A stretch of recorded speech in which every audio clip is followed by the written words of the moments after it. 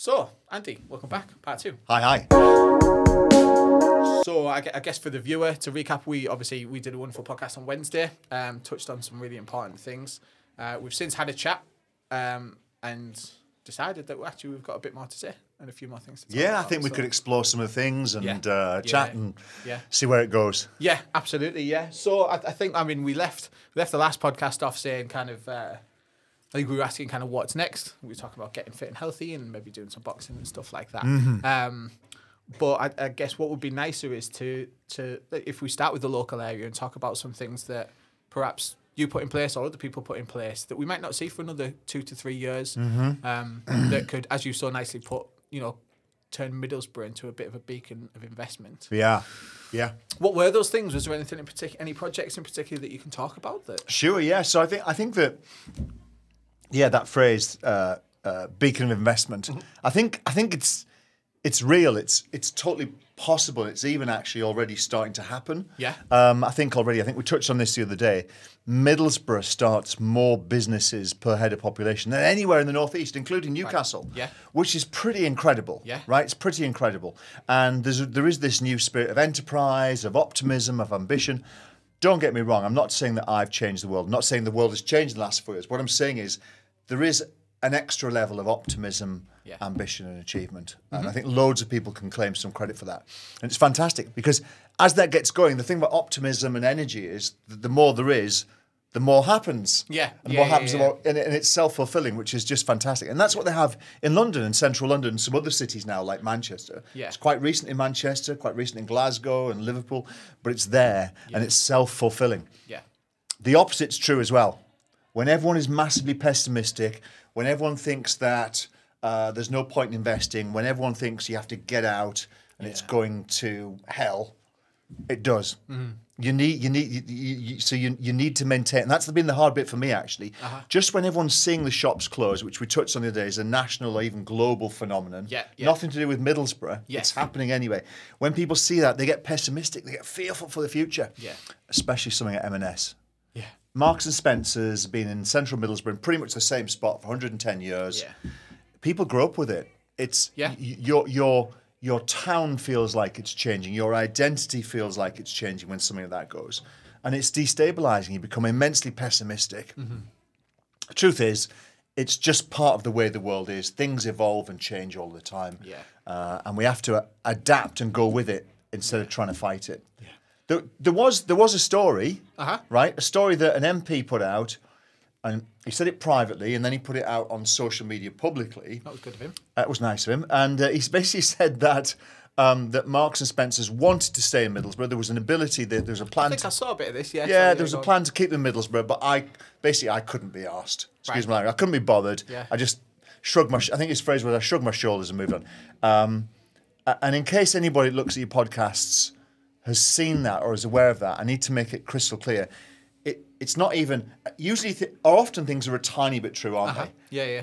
There's maybe 5% blown up into... There is no truth. The opposite is true, right? I had 2 phone calls at the most senior level at Marks and Spencer's. Okay. And the last one of those, the last thing I said after talking with the guy for 40 minutes, I said, is there anything that I can do to keep Marks and Spencer's with some presence, whether it's a food hall or whatever, in central Middlesbrough? And the answer was no.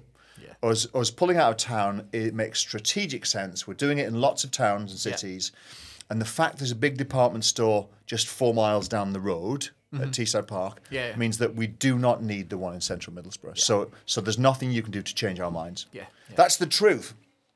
And the thing about lies is, to some extent, they stick. Yeah. And we touched on this, didn't we, outside, about something completely unrelated. Yeah. You can say anything about Rick Baker. I can say, he once...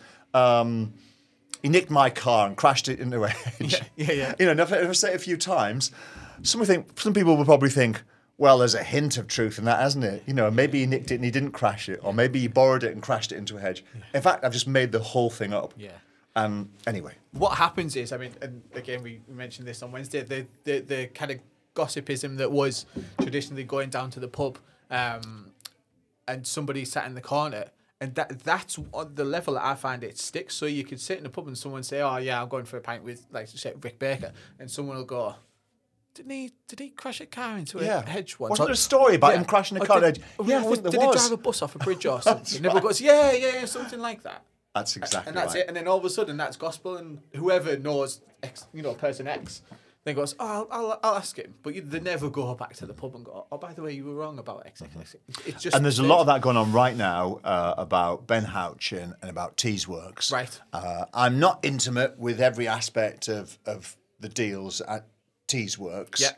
But I can say, hand on heart, categorically, 100%, I have no fears that there is any corruption by any politician or official. I can say, hand on heart, I have full confidence that everyone has acted completely appropriately. Yeah. Were the deals that were done between the private sector and the public sector the best that could be achieved? I don't know. Yeah. And I suspect others don't know. But I think that what people are doing is, it's like Chinese whispers. Someone said something, it's growing and growing and growing. And there's this sense now that something awful happened. And I think it's completely unfair and completely wrong. Yeah. And I think people are poring over documents and detail.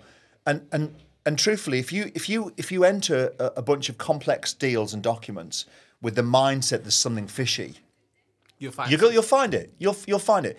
If I looked at you do some self-employed work. If I looked at your tax return and I really wanted to find something awful, and I pored over your tax returns for years, I could probably find something. Not you're a crook. That's my point. You're not. Yeah, no, I understand. Something that you probably shouldn't have claimed for. Yeah. I'll probably find other stuff.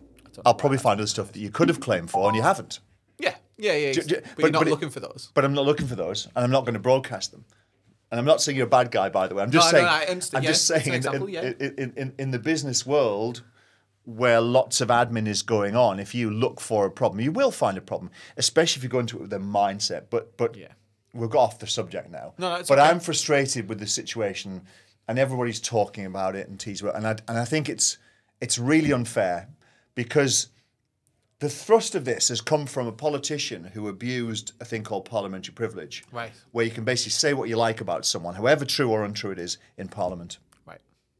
And he won't say it outside of Parliament because he knows it's not true, and he won't repeat it. But it's got this thing snowballing. Yeah. He's then got other, basically built headlines off it, and that's absolutely.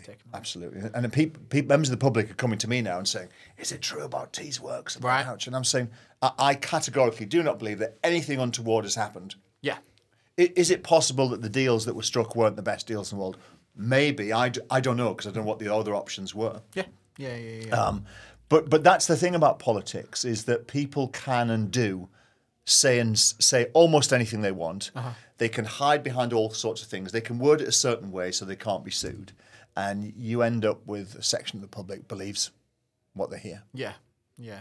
It's funny because what it turns into is the best politicians, not good at their job but good at being politicians, understand that and turn that machine in their favour, so that they can then get, prime minister or power, just power, as we discussed the other day, more power. Totally. And then it doesn't become about the reason that people get into politics in the first place, which is to make the country a better place. And the worst politicians, or the best, depends on your perspective, the ones that usually get continuously selected to stand for their political party are the ones who only ever criticise the other side. Yeah. They've never got anything positive to say.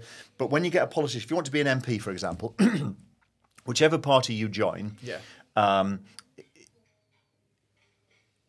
it's the local members who select you as to be the candidate for MP. Yeah. So you have to say the stuff that they like. Yeah, of course. And what they like to hear you say is slag off the opposition. Yeah. That's what they want to hear. Yeah. And every time you do that, you get loads of retweets and shares and comments, a big round of applause. So you keep doing it. And that's why politics is absolutely awful, because all everyone does is slag each other off all the time. Yeah. And this one MP that I'm thinking of, who will remain nameless, because he's like Voldemort, you never mention his name. Okay. Basically, if you talk about it, he might appear. None of us want that. That's him listening. No, basically, I forget my point there. I was basically just saying that I can't think of a single thing positive that person has ever said or done for this area. Yeah. All they've ever done is criticise national government and local politicians that aren't in the same gang. And it's so depressing. And now I've seen the insider politics and seen how it works. It's very depressing, and people should be very alarmed. Yeah. Very alarmed. Because these people do not care whether anything good happens. They care about point scoring. Yeah, yeah. And just back to that Marks and Spencer thing, I mean, you're right, it's a bit of an institution and it is a shame. I can't help but think it's just not feasible, and the only one of the ways it could be more feasible, thinking about a building like that, all the staff you need, all the stock you need, if you think about it as a business, you can totally understand how Marks and Spencer would do it as a strategic decision. I think when you're in a town like Middlesbrough, where the economy is slightly less than obviously other places that we talked about, Manchester, Glasgow, places like that, even other bigger towns that might perhaps have a bit more GDP than we do, it just tends to happen first here. You know what I mean? And you kind of like the bad stuff happens first. All the shops shut sooner. Yeah. Maybe you've got less cash flow, things like that. But you then see it kind of follow on. It does. There's a pecking order. Yeah. And Middlesbrough ranks behind Newcastle and above Stockton. Yeah. So guess what? Stockton lost its M&S a while ago, and Stockton lost its Debenhams before us. And that's the way it works, basically. If someone wants to open a new chain of posh restaurants or a new kind of shop, Middlesbrough will rank in a pecking order, below some places and above others. And that's what happens. And that's what we're seeing borne out. We held onto our shops longer than some other places, and now it's our turn. I'm not being flippant about that, because it's awful. But what we have to do, instead of moaning and complaining and trying to blame someone, we've got to find a way of increasing the footfall that retains existing shops and possibly brings new ones. And as I said the other day, we do that with more people living in town, more people working in town, more people coming for entertainment. That's how you support shops. Anyway, we're getting off the point. No, I don't know. The only other thing I thought about that is, I think, and this is a complex subject, and I'm bringing it up because a friend of mine who I used to work for actually would love me to ask this question. But council tax rates on shops, obviously, I can only imagine the council tax rates that Marks and Spencer were paying. Is there a way that the council could cut them to attract? Can people make deals on the council tax rates, basically? To do that, to bring in, if I'm business X and I've got 10 bowling alleys and entertainment, and I want to come in, but your council tax rates are mental. And I'm not saying that they are, because I don't know what they are. Okay. Is there room in the council to? There is potentially room, but I'll tell you how it works. So basically, you've got council tax, which is what you pay, I pay, everyone pays. Wherever you live, you pay whatever, £1,000, £2,000, £3,000 a year. It's for your bins, the police, and all of that stuff. Exactly. Then businesses that occupy premises. They pay rates.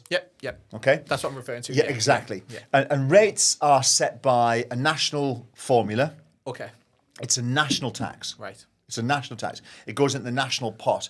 But councils collect that money on behalf of the HMRC. I see. Okay. Councils retain some of it. Yeah. Right? So councils are incentivised to collect it. Yeah. But basically they are legally obliged. But they can waive it or reduce it. But if you do that for, I don't know, let's have a think of a shop that's closed, like House of Fraser. If House of Fraser say, we'll only stay in Middlesbrough if you reduce our rates. Okay. So that might make sense. You might think, oh, that's a good idea. We'll collect less money, so we'll have less money, the government will have less money, but at least it keeps the shop open. Well, you've got a billionaire owner of that shop, right? Yeah. So I'm basically taking money off the poorest estates in Middlesbrough, because they would enjoy some of that money that we collected. Yeah. Similarly, though, what about so-and-so shop down the road, that Boots, working really hard, they're employing people, they're barely making any money, but they're staying open. I can't give Mike Ashley, a billionaire, a discount on the rates, and not the people in Boots to try and keep that store open. And then what do you do with the other pharmacy? And then where does it stop? So it's really tough. So the way I've always tried to work is, instead of giving anyone a discount on the rates, because I never want to open that door, because you can't do it for you and not for her, is to say sometimes there might be a grant. If you invest if you're going to invest in your future in Middlesbrough, we'll try and co-invest with you and support you. Yeah, Does that make sense? If someone's going to Absolutely. bring a load of bowling alleys or new cinemas or new offices, there are other ways to help them that I think are fairer. Course, As soon as you start doing a deal on tax, I think it's very hard to say we'll do it for him but not for her. 100%. So it's really, sorry, Rick, it's really tough for councils to just say, like everyone says to me, oh, well, can't you make the parking free? Well, that'll get loads of people in. First of all, I don't think it will get loads of people in, and I've got evidence to show that. Yeah. But even if it did, it means the council's got £1 million less coming in. Yeah. So where do we find that? Aren't getting fixed. Yeah, looking after vulnerable kids, adults, libraries, we'd have to cut more of that. I like how I went to potholes and you went to look at I never talk about potholes. more philanthropic than I was. No. Potholes is what everyone talks about. Right. Potholes is the biggest single issue that me or any kind of like mayor receives emails on. No way. No, absolutely. Wow. Because wherever you live in a beautiful posh house, you live in a less posh area, the one thing you've all got in common is somewhere along your drive to work or to the shops, you're driving over potholes. Right, and you're driving over the same one every day. Yeah. And it drives you mad. It drives people absolutely. How you're going. Yeah. And that's why, I'm not trying to defend myself here, but I suppose I am defending myself. Is that why I said last autumn, and we actually voted it through in March, we said we're going to spend an extra £7.5 million on potholes. Right. Because the roads are so bad here, and they are everywhere, by the way, it's not just here. Yeah. As local councils have got squeezed on money, the easiest thing to spend less on was on the roads. Yeah, of course. Oh, we'll catch up next year. Yeah. And it doesn't have an immediate, you don't go, I'm not going to give that to schools. Doesn't ruin anyone's life that month, does it? Exactly. Yeah. And you think, we'll fix it next year, and then there's less money next year. So after 10 years of less investment, the roads end up everywhere like they are now, which is a shambles. Yeah. I didn't mean to take us down. I knew we'd end up talking about potholes. I knew it. But yes, I guess and thank you for kind of clearing up that council tax rates. And the reason I asked that is because there might be people, and I know there will be people listening to this that just don't understand that mechanism really. I have to tell you, business rates is an absolutely stupid way to raise money for central government. Yeah. It's a really unfair way. So if you've got any kind of business, you work on your own. Let's say you work from home, and you're putting together massive deals, and you make a profit of $100 million a year. Yeah. You don't pay any business rates. Yeah. Right. If you've got a warehouse and you are operating from it, you employ 1,000 people, but you're making hardly any money, you're paying massive business rates. It's a really unfair way of taxing people. Really unfair way. It basically, in this country, what we should do is get rid of the rates completely and have a more progressive tax on company profits. Where you pay out your profit, not what building you occupy. It's totally unfair. Yeah, I agree. It feels, and I know how hard it is to shift these things over time, but it feels antiquated now. Yeah. And you can understand in the 1900s when the richest people had the biggest factories. Absolutely, exactly right. You know what I mean? Or the biggest office. Exactly. Yeah. Or the biggest shop. Makes sense. Yeah. Now you can, as you mentioned, you could start up from your bedroom. Yeah. You could employ remotely throughout the world. You could have 50 employees, and like I say, and turn over a lot of money because you've built an app. And totally. Any business. Really. It's a stupid system that's got to end. Yeah. So Middlesbrough is a beacon of investment. So how do we turn the bat signal on? How do we? And we already, obviously, as you mentioned, we're already doing those things. Yeah. What's going on is if we look at education, Middlesbrough is becoming an absolute magnet for education. And when you have education, some people say, "Well, I don't like students," or "I don't like this," or "I don't like that." Even if you hate students, right? Even if you hate students, hate the university, it brings in money and life. It supports shops, jobs in shops, supports jobs in restaurants, and it adds a new dimension to our economy. So having the fantastic university that we have, that's going from strength to strength. Middlesbrough College is going from strength to strength, starting a new building, even another new building, which will be replacing the TTE facility down at South Bank. So thousands of people there all the time now, really energetic and vibrant. We've got Northern School of Art. We've got a new secondary school coming in central Middlesbrough.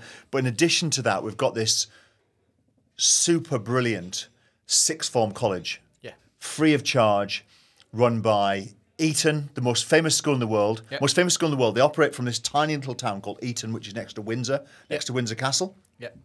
And they've only ever, in 600 or 700 years of its history, they've only ever worked from that one location. The first place in the world they want to open a new educational establishment is, guess where? It's Middlesbrough. Wow.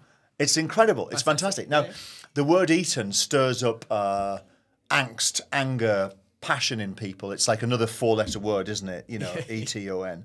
And people respond with 4-letter words, and they see it as privilege. Now, the Eton that I know is increasingly full of boys from less wealthy backgrounds who gets full scholarships. It's a bastion of hard work, honesty, integrity. It's had some scoundrels there over the years. It's also had some heroes. You know, everyone knows about Boris Johnson, but they don't know about the amazing scientists and actors, philanthropists, missionaries that have come out of Eton College and similar schools. But what is brilliant about Eton College is that they are ploughing more and more of their own money and of former pupils' money into their school to subsidise and fund kids from backgrounds where they can't afford to go there. And benefit from that education. And that's being extended now away from the southeast in the shadows of Windsor Castle to somewhere like Middlesbrough. And what's brilliant is no one will pay a penny. It'll be for boys and girls. That's my first question, So for boys and girls, to my knowledge, no posh uniforms or anything like that. Regular, normal uniforms. And what's most exciting is there's going to be it'll be selective, so they will let kids in based on how well they've done in GCSEs. So they're trying to get the really bright kids, but they're going to focus particularly on the bright kids from the poorer backgrounds. Because there's data that shows if you get 2 kids, one's from an affluent background, one is from a poorer background, they might both get the same GCSEs. The kid from the affluent background gets better A-level grades. Even though they've got the same GCSEs, there's a fall-off. So they're trying to capture those talented, hard-working, bright kids from poorer backgrounds. And it's a very exciting project, and it's delightful that they want to come to Middlesbrough. They're just waiting for the government to confirm the funding. But I think Eton College themselves have pledged to put 2 million of their own money in every year. So 40 million quid over 20 years. It's a lot of money to create this incredible facility in Middlesbrough. So think things like that. Middlesbrough is an educational hub. You know, and as I say, as you get more and more and more, it grows. It's a virtuous circle. But in addition to that, we have a booming office market. We're starting this incredible building Flock. It's packed with like-minded, energetic, ambitious people that are working here and co-working. Albert Road itself is obviously undergoing. You know, you've got Wonder Films over the road. You know, a friend of mine, Barbara's down there. You can see how obviously there's been a plan put in place, and people have looked at Albert Road and looked at the empty shops, empty clubs, and all that, and thought, well, actually, and that's happening right now. I mean, it's really interesting. There are 2 things going on, Rick. Right, there are a lot of middle-aged people that I know. And they go, I want to get out of Middlesbrough, I hate it, I don't like it anymore, it's gone to the dogs. There are younger people that are coming back in to live and work, and they're saying, actually, I'm really liking it. I'm enjoying the energy and the new spirit that's here. And it will take a while, and I've seen it all over the world. We touched on Brixton the other day. The first time I went to Australia, I went all the way to Melbourne for a wedding. I went to Melbourne and got this taxi and was staying at this hotel in St Kilda. But it wasn't lovely then. Well, it was. It was great. It was charming. But the taxi, I was like, oh, you don't want to go there. Oh, it's a bit rough. And it had been rough 20 years earlier. And when I was there, it was still a bit edgy, but it was really exciting and interesting. And that's what happens when places transform. They like just as Brixton did or Islington did, and I think Central Middlesbrough is now starting exactly the same process. It takes the older people my age, a lot longer to realise how interesting and exciting it's becoming. Because we like different things. You know, the younger people are looking for different things, different amenities. So I'm convinced Middlesbrough's on this path. But it's the offices that you've talked about there, Albert Road. Also the leisure and entertainment.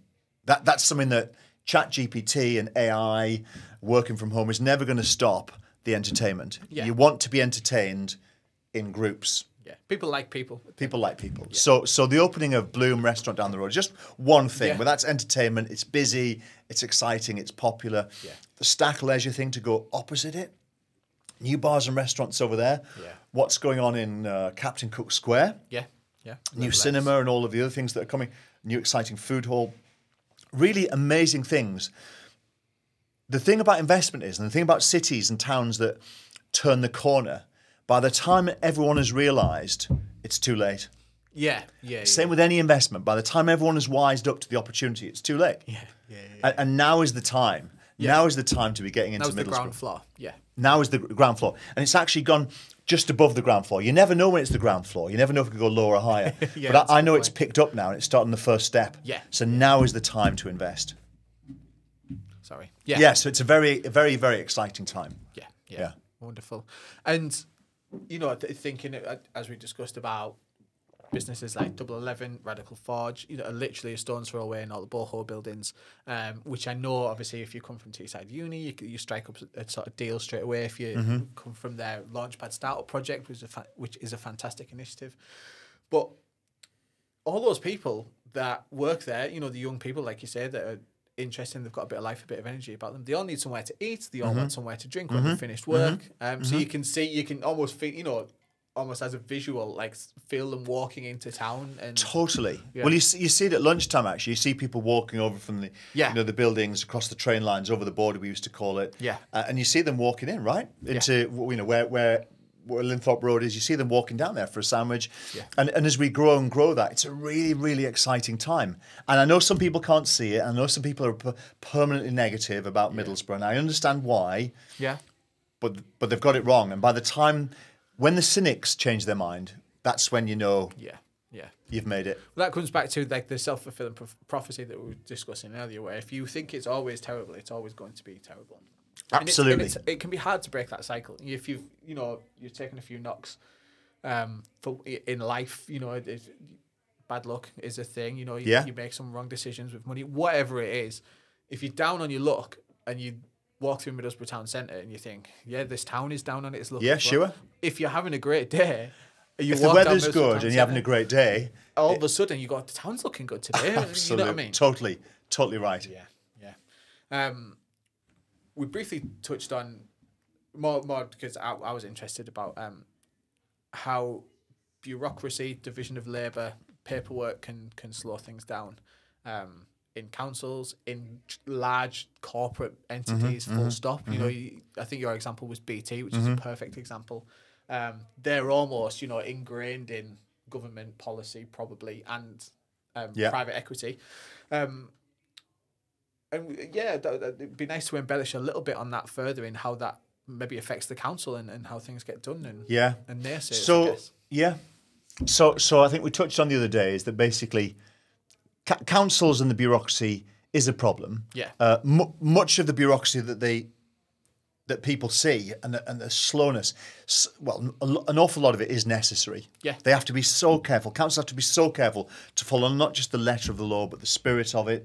They've got to always show that they've done everything according to the book. They always have to show that they've explored every single other opportunity before they take a course of action. Yeah. So it is tough. It is really tough. But at the same time, there is a culture within all big organisations, especially councils, of doing nothing is the best option.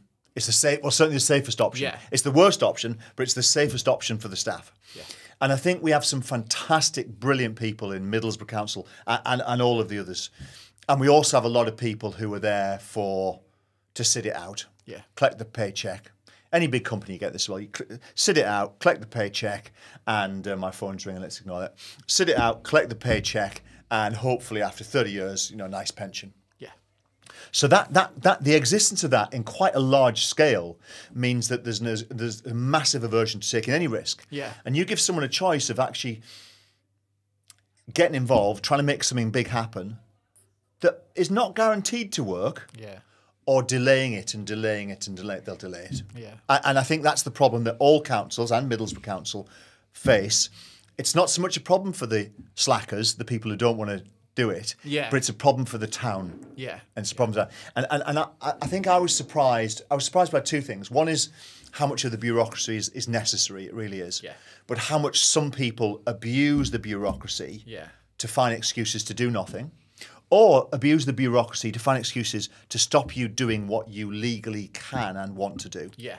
And I think I've seen a lot of that. I've seen a lot of troublemaking. I've seen a lot of people. Not a lot of people. I've seen a lot of examples of whether you call them civil servants or council officers. Yeah. Who would rather you weren't in that role. Yeah. Right? I'm sure there are plenty of people that might watch you would rather I hadn't been mayor too. And that's fine. But the fact is I was. Yeah. And I have a legal duty and the legal right to do certain things. Yeah. And it's not the job of council staff or civil servants to block that. But I did see that. Yeah. I did see that. And saying I don't think that's a good idea is one thing. And in fact, that's very healthy.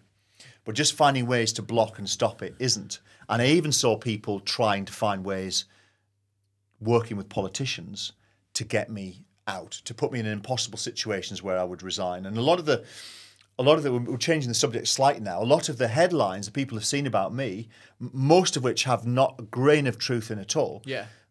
they came about because some staff worked with some politicians who wanted me out. Yeah. And that made my job like really, really, really tough, because you have to have people on your side. Yeah. You have to have people that are running the council day to day and delivering all of its activities. You have to have them completely on side. Yeah. When they aren't, your job as mayor becomes almost impossible. Yeah. Almost impossible. And you can't have an effect. It's funny, if there's what I guess people listening may not understand is that in a situation like that, if you could have 50 people, 49 people that are on board and say, yeah, okay, and we're going to do this. And even if they might disagree at home or whatever, they're thinking, you know, this is my job, I'm going to push forward with this.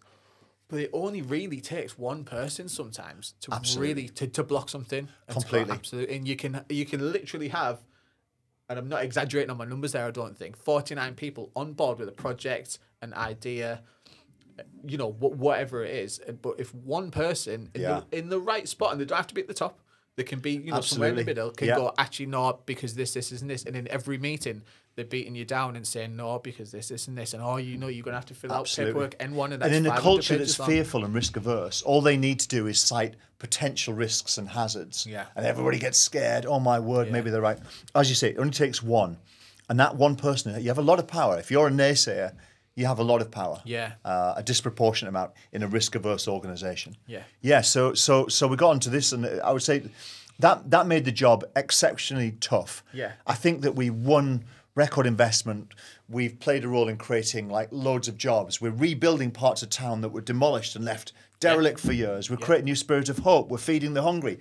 We are building homes and building lives in Middlesbrough. And I think that we should all acknowledge that good stuff's happened. But trust me, 4, 5, 6 times more than that could have happened if we'd had less political antagonism by certain politicians and certain allies of theirs inside the town hall. Yeah. Could have achieved huge things. Yeah. How did you navigating that? I think would have driven me bonkers, because I guess you go into a position like that thinking, you know, I want to obviously have a positive impact. So how am I going to do that? Well, my strategy is I want to do X, Y, Z and get these kind of things across the line. And then, you know, you could be, it's 4 p.m, you've already had 15 meetings and, you know, some time to do your work and press appearances and stuff like that. And then bam, 4:30, Gazette, Andy Preston's like done this. That can, because we all know it, you know, you get a bad phone call, you see something on Facebook that you don't want to see from something, it can just knock you and just spiral. And all of a sudden you can be sat in a meeting and all of a sudden you're thinking, oh my God, what am I going to say about that? And yeah, has totally. anybody seen that? And totally. And you look up and you go, what's that figure about again? Because you're just lost. Completely.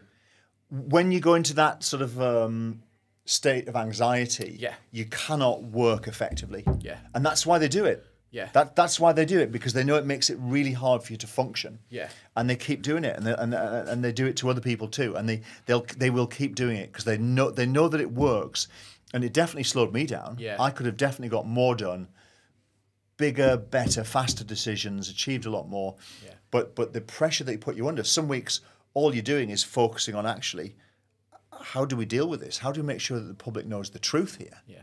You know. And it's not just as simple as coming out and saying, well, it's not true. Yeah. You have to explain why it's not true. And people usually pick very complex subjects. You know, we're explaining why it's not true. As soon as you start to explain, people's eyes glaze over. Yeah. Well, the perfect example is the Ben Houchen stuff that you mentioned earlier. Yeah. It's such a complex scenario. It's very easy to say that something has been done wrong and he's corrupt. Someone's made 100 million. That what? Yeah. That's your headline. That's your headline. Digging into that, absolutely. You don't is, exactly, and it's a really nasty. It's a disgusting thing to do. But some people will say and do anything. And trust me, I say this with 100% sincerity. There are people who do not care about right and wrong. They do not care about Middlesbrough or whatever constituency or area they represent. Yeah. All they care about is unseating people that they do not like. Yeah. That's all they care about. And people say, oh, politics is a dirty business. It's the dirty people that say that because they justify their action. Yeah. It's almost another thing for them to hide behind. Totally. Exactly. Yeah, exactly. I hope I don't sound too jaded because I do think that if I hadn't been mayor, and I do think that if some people don't go into positions of power, less good stuff happens. Yeah.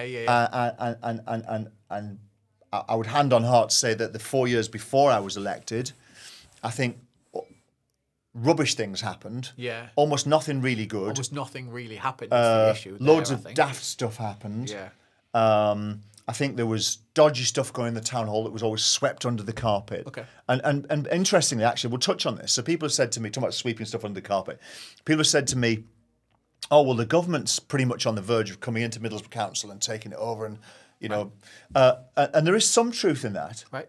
But that's not because I've done anything wrong. That's because I've brought all of the issues to a head. Right, okay. All of the rottenness, all of the covering up the bad stuff, all of the bad practices, they're all out in the open now.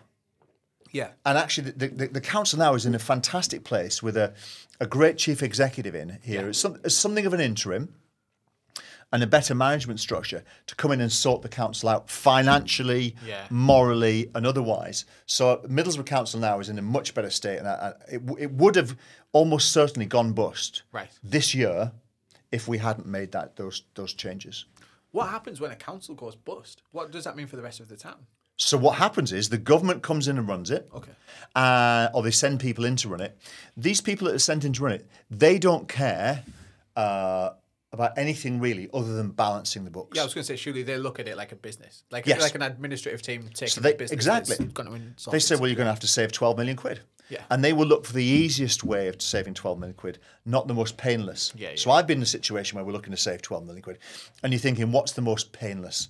Not what's easy. They'll just look at what's easy. So they'll say, right, we're not going to fix those roads. We're going to close those libraries. We're going to do this, do that. And that's what happens. And the services you receive and the state of the town gets worse and worse when that happens. But the books get balanced. And that's why you always have to balance the books. People say to me, why are you putting council tax up? Why we have to balance the books. If we don't balance the books, the government come in and do it for you. And the way they do it is horrible. I imagine. I think one thing after we spoke the other day, I was thinking, obviously the election was close, and we touched on that. But I mean, is there things that you wished you could have put in place that had you been re-elected? Are you a bit relieved? I'm definitely. So when at first, so I asked about 3 questions there. So I think the last one you asked, am I relieved? I mean, the short answer is yes, I am, and I felt 3 things, and I very nearly didn't stand to be re-elected. Genuinely, I was absolutely like 50-50 whether to do it or not, and I decided to do it. When I wasn't elected, I felt 3 emotions. I felt, in no particular order, I felt some relief. Like, absolutely. Okay, I can get on with my life now. I don't have to deal with... I used to deal with some great people. I also have to deal with some idiots. Troublemakers. I'm not going to have to put up with some lazy, stupid politicians causing trouble all day, every day. But I also felt disappointed. I felt that I delivered in the most difficult of all possible times. I felt that I delivered some good stuff. Far from perfect, but some good stuff. And I felt disappointed that people couldn't see that and didn't think that we should do a lot more of that and that I was the right person. And obviously, for whatever reason, they didn't see that, and that's fine. But I felt disappointed, and I also felt, to be honest, a little bit embarrassed, a tiny bit humiliated. You sort of standing for election is like picking a fight. Yeah. So you want to win it. Yeah, of course. Even if you don't even want to fight, if you pick a fight, you have to try and win it. So you see, it's natural to feel. It's natural. So I felt a little. My pride was hurt a little bit. I felt a little bit embarrassed. As time's gone on, the sense of relief has grown. Okay. The sense of feeling a bit embarrassed has diminished to the point where it's pretty much gone. Yeah. And I think the sense of disappointment is going as well. Yeah. I mean but the stuff that what I think we could have done with the Middlesbrough, the Mayoral Development Corporation, I think it will be big, but I think it would have been bigger and better. Yeah. Because the people in power now aren't fully behind it. They completely misunderstand it. Yeah. And I know they misunderstand it because they haven't attended the official briefings where they would have got the info they need. Yeah. There's a deliberate policy not to attend them. And I think they will go with their ideological hatred of Ben Houchen. Yeah. Rather than try and do something positive. Yeah.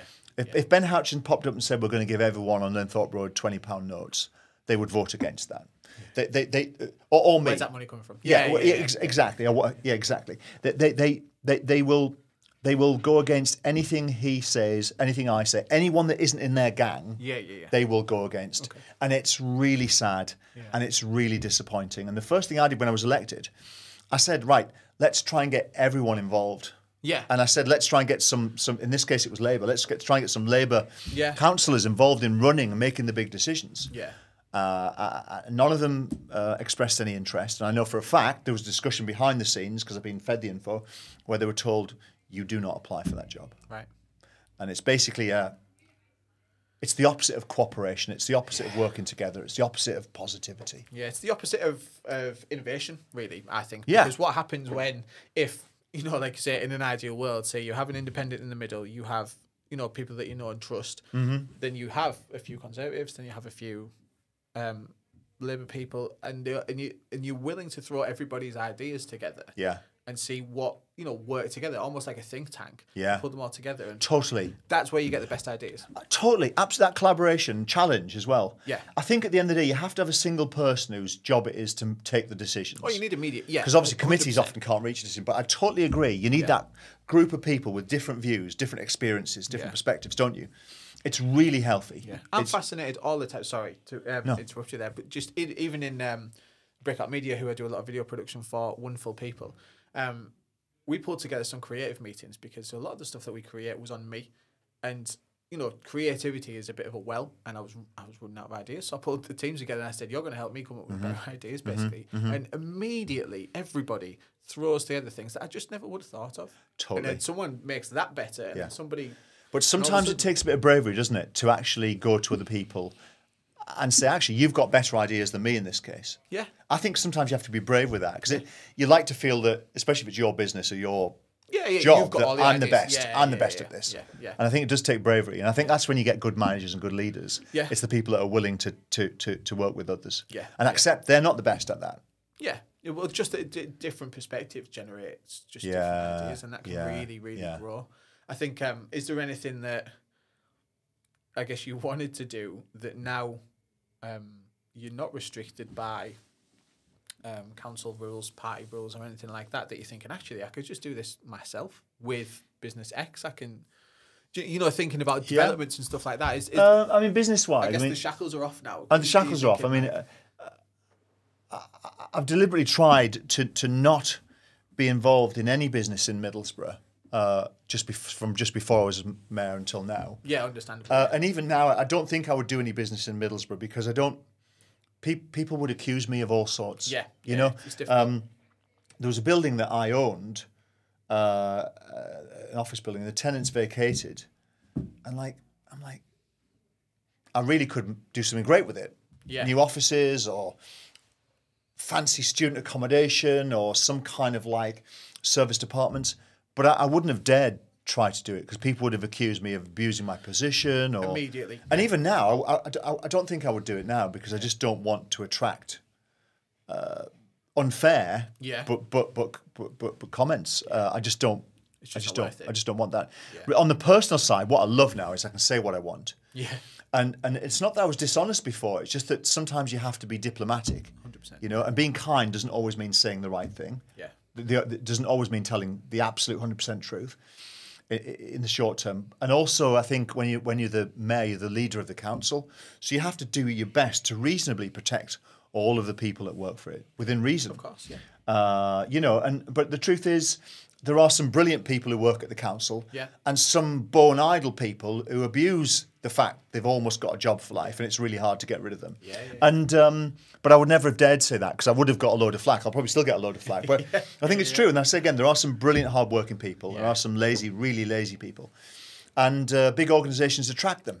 You can slot in, you can hide, and that's one of the challenges actually for the future for all of the councils is finding ways to deal with people who aren't performing. And basically getting them to leave and take a different career path where they can perform. It's so I think the ability to say what I want.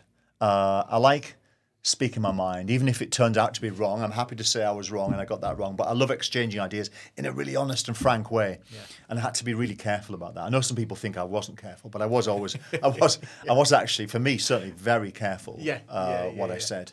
But again, it comes from, I know you spent a long time working as an investment banker.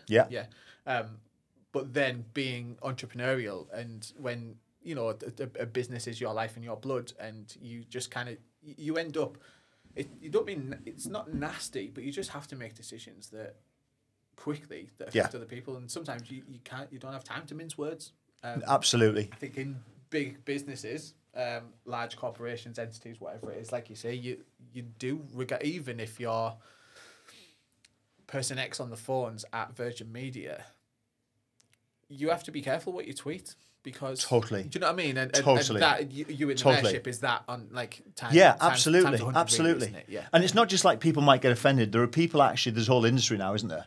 It's a whole like cultural thing where people examine every word you've ever used and try and find, can that be interpreted in any way as being remotely offensive?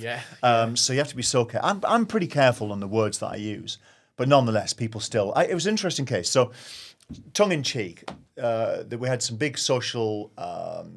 Antisocial behaviour at Berwick Hills. And I'd been out to those shops probably, I'm going to make sure I don't exaggerate, 50 times over a couple of years. Twice, maybe once every 2 weeks on average. Sometimes 3 times a week. And I was just sick to death of it. And it was always the same people, the same families, causing all the trouble. And there was a time when there was loads of talk of sending asylum seekers to Rwanda. Which people may love or hate. It doesn't matter what I think right now for the sake of this point. But someone tweeted to me and said basically, you know, what we're going to do about these troublemakers. Or what you're going to do. And I said something like, I'd love to send some of our indigenous families to Rwanda. And this whole like mini storm blew up. I can see that. People misunderstood the word indigenous. Totally. Indigenous means people who are native to, people that have been here for some time. So I'm talking about white British, but you know, so and of course you can't deport people to a foreign country because they've smashed a window or caused trouble, and I don't think that. Nobody thinks that. So it was a tongue-in-cheek, humorous thing. But this storm, and people tried to find racial overtones in it and all the way, of which there were clearly on. And I used the word indigenous deliberately. And I was making a slightly political point in saying that if we are going to send anyone to Rwanda, rather than people arriving from abroad who are often fleeing persecution, I'd like it to be the people who are here that make our lives hell. But it's things like that. But I do enjoy annoying the people who are professionally offended. I do enjoy teasing the people who always want to be cross, you know.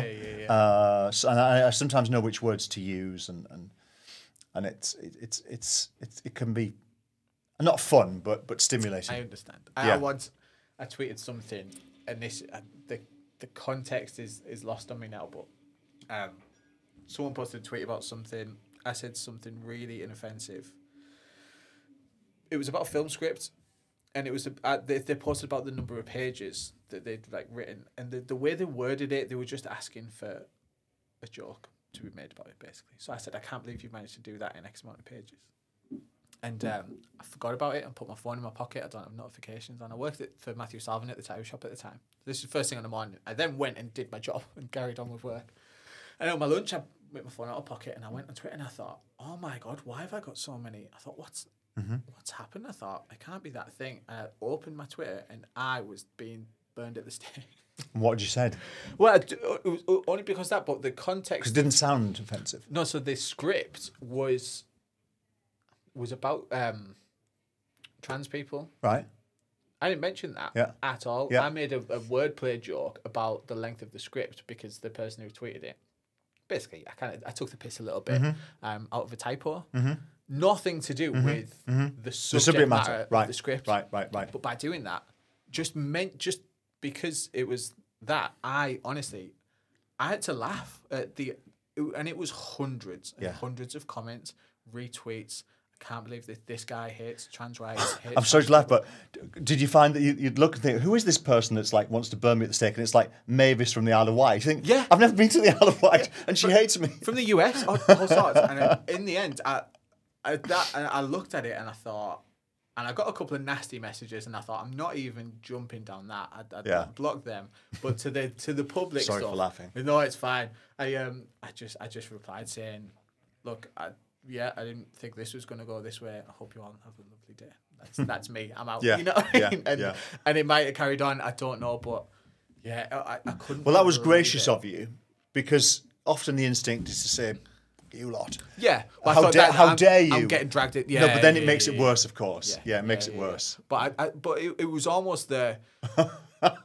what was more striking about it was, and we talked about these people on the other day, is that I posted that and obviously it got taken out of context. But the fact that I kind of did that and I just didn't even realise. I went and just did my job and had a really productive day. And I thought, in that space and time, I thought, what the fuck are you doing with your days? Yeah, absolutely. What are you doing with your days? Absolutely. Are you working?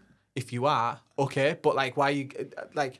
I was just like, are you sat at your desk like fuming at me? Was there a typical profile? Were you interested in who these people were? Did you look at the profile? I scrolled through, but no, it was a range. But I just thought.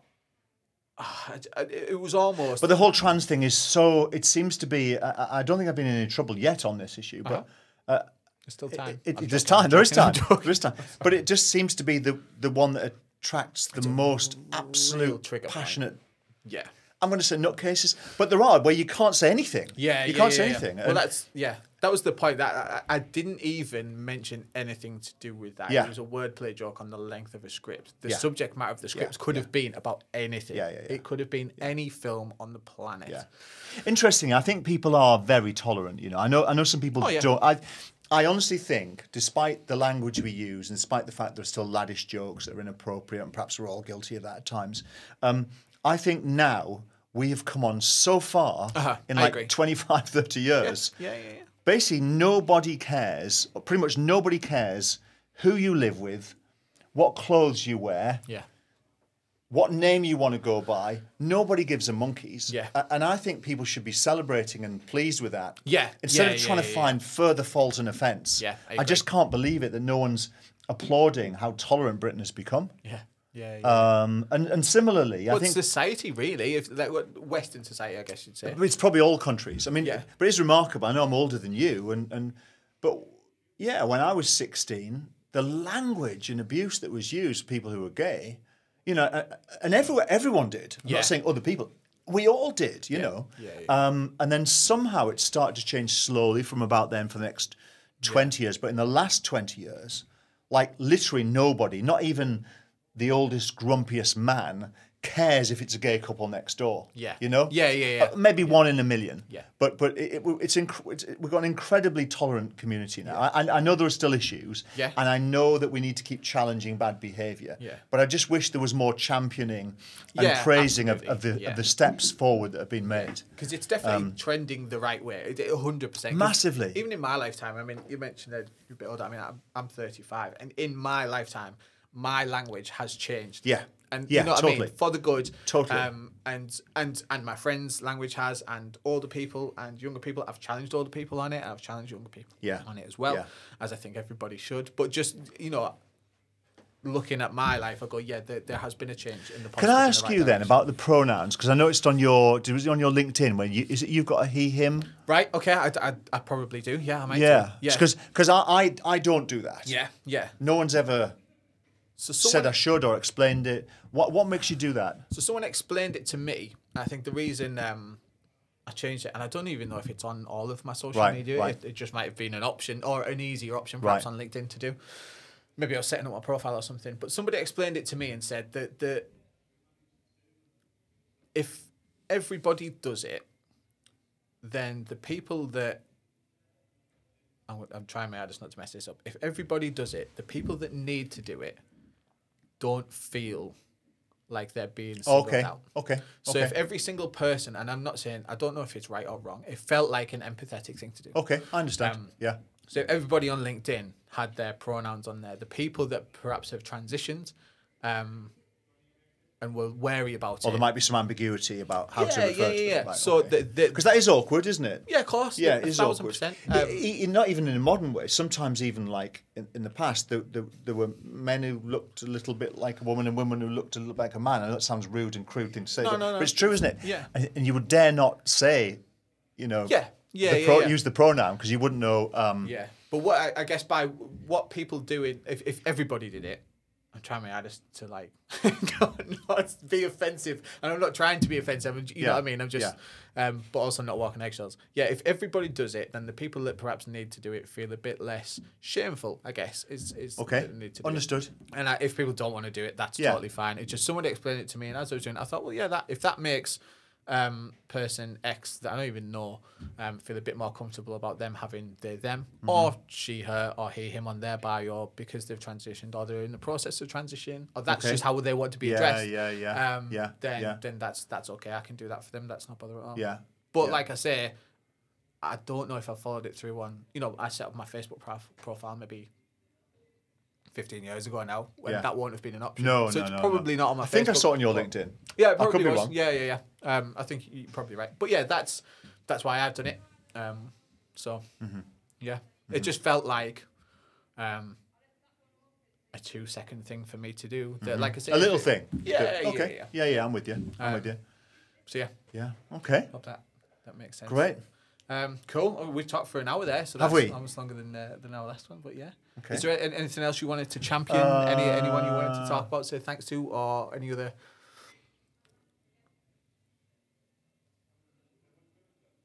I don't know. I guess what I take from this discussion and this conversation is that Middlesbrough is actually on the up. It's not something that people are just saying. There's evidence there now, and it feels quite positive and feels quite nice. And just because some shops are closing doesn't mean it isn't. And just because I don't know, your pothole's not getting fixed on your street, and I think hopefully got across that. Very few people can see when something's turned a corner. Yeah. It usually takes a long time before everyone goes, oh, yeah. Nice that. And I do think, typically the older, more conservative people are, the longer it takes them to realise an area's improved. Yeah. And St Kilda in Melbourne, whenever that was, 23 years ago. Yeah, the track star, it was like, I was 30s and he was probably 50. He was like, oh, St Kilda, a bit rough. But it was like the coolest, best place. It was still a bit rough and ready, as Islington was, in like whenever, 98, but 96. But it was vibrant and exciting, and you've been there, obviously. It sounds like, And by the time you went there, probably 15, 20 years after me, it'll have been amazing. And it was the beginning of that journey when I was there. But the taxi driver was too old to notice it. Do you know what I mean? Yeah, 100%. That's my point. Yeah. But I think sometimes when you're younger, you might have a bit of an eye for that. Yeah. You can, not younger, but, I think... Well, these places, when they're turning the corner, they start getting nice little bars, edgy bars and coffee shop.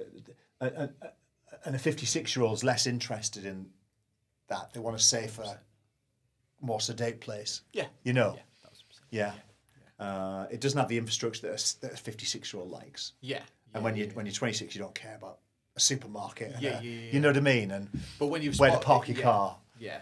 But when you, I guess that it's the pattern recognition. If you've seen that a few times, as you get older, you start to go, okay, yeah, I can see that's turning the corner there. Yeah, that's right. But not everybody has that, I guess, is the point. No, and I think what's happened in Britain is the cities that have done it best, Glasgow, Manchester, Liverpool, they've got monstrous student populations. Yeah, that's true. Massive, and the student boom that's started in the 90s, where the numbers of students like trebled. Yeah.